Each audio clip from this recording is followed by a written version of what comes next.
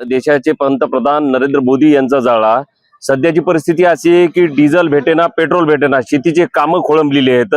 शेतकऱ्याच्या आज ट्रॅक्टरला डिझेल भेटेना, शेतीची मशागत राहिलेली आहे आणि पेरणीपूर्व जे मशागतीसाठी जे डिझेल लागते त्याच्यासाठी आज कुठेच डिझेल भेटेना। दोन्ही जिल्ह्यात डिझेलचा तुटवडा आहे। आज शेतीचे कामं कसे करायचे हा मोठा प्रश्न शेतकऱ्याच्या आणि सर्वसामान्यांच्या समोर पडलेला आहे। इथून सांगणार आहेत की घरातून बाहेरच नका निघू, पण हे राहिलेले शेतीचे कामं करायचे कसे हे महत्वाचा प्रश्न आहे।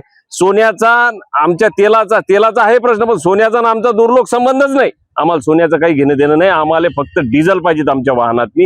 ही मूलभूत गरजा जर त्याने पुरवल्या तर हे कधीच्यालाही चांगलं राहील। नाही तर येणाऱ्या काळात सर्व जनता ही रस्त्यावर उतरेल। 8 दिवसात इंधनचे दर दोनदा वाढलेले आहेत, नेमकी काय आपली याच्यावर प्रतिक्रिया? नाही, इंधन दर वाढ म्हणजे काय, ते इलेक्शन संपले की याने दर वाढ करून दिली।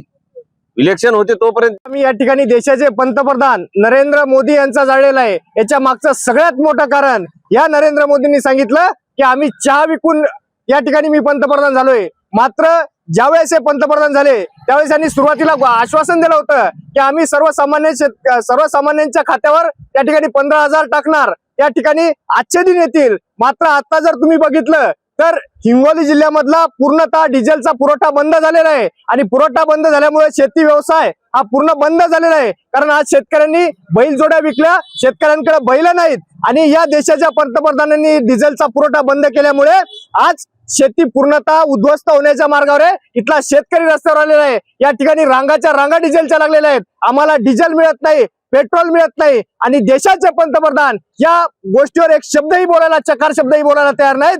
देशाचे पंतप्रधान सांगतात की तेल कमी खा, सोनं घेऊ नका। अरे बाबा, इथला शेतकरी देशोधडीला लागलाय, इथला शेतकरी रस्त्यावर आलेला आहे, रांगाच्या रांगा डिझेलसाठी वाहनासाठी लागलेल्या आहेत। मात्र तुम्हाला काही देणं घेणं नाही। या भाजप सरकारचा आम्ही या ठिकाणी जाहीरपणे निषेध करतो आणि जोपर्यंत डिझेलचा पुरवठा जर यांनी व्यवस्थित केला नाही तर येणाऱ्या काळामध्ये आम्ही या ठिकाणी पूर्ण शेतकरी रस्त्यावर उतरू आणि रस्ते अडवून धरू।